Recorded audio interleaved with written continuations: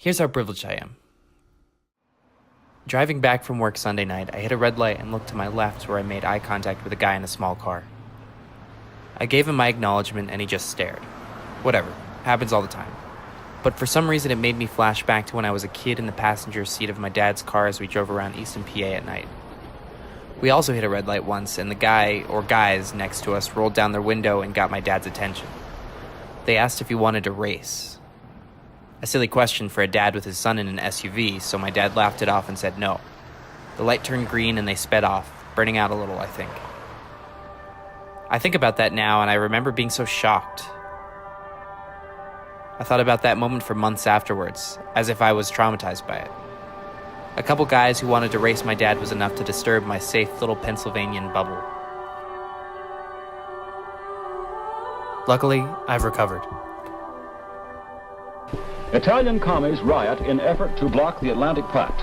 These, of course, are definitely planned communist riots. This one, by the way, is in Rome today, designed to prevent Italy from joining the Atlantic Pact. Communists are filibustering in the Italian parliament. They've been talking straight for 36 hours now and probably can do it another day if they feel like it. I'm becoming opportunistic. It's like I mine every interaction for a potential bit in my vlog. I think the people around me are catching on, which is probably the reason they're watching this season so closely.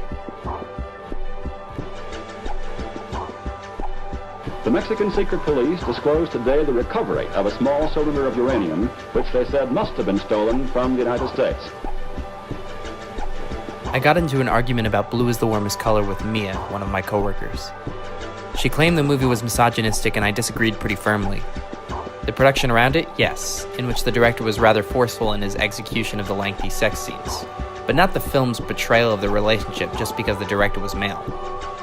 We agreed on the term patriarchal, but I was quickly called out in my position of not listening to a bisexual female as she tries to explain why a movie about women felt catered to the other gender and instead jams my own opinion down her symbolic throat. Didn't even realize I was doing it, but in hindsight I clearly was. Wonder how often I get into this attack mode without being called out. Hello, Mary. Why, what's the matter? Nothing, I'm just sitting here waiting for my mother. How about a bottle of Coca-Cola? Oh, thank you, Mr. Tompkins. What's the point of pointing this stuff out publicly? Do I put it in here because in some way I feel like it gets me off the hook? A public confession that feeds the ego. In some ways, I want to impress you, the viewer. In other ways, I want to make something meaningful. All motivations lead back to the self. And despite them being non-existent, these walls are thick.